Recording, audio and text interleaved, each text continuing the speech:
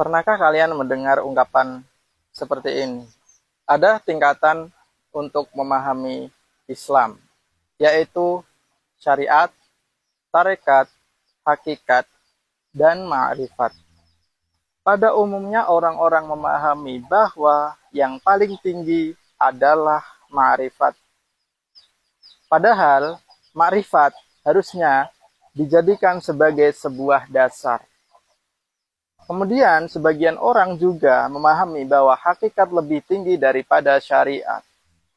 Padahal apa? Seharusnya syariat itu lebih tinggi daripada hakikat. Alasan dasarnya adalah beliau Nabi Muhammad SAW diturunkan, dijadikan sebagai seorang rasul untuk menegakkan apa? Untuk menegakkan syariat.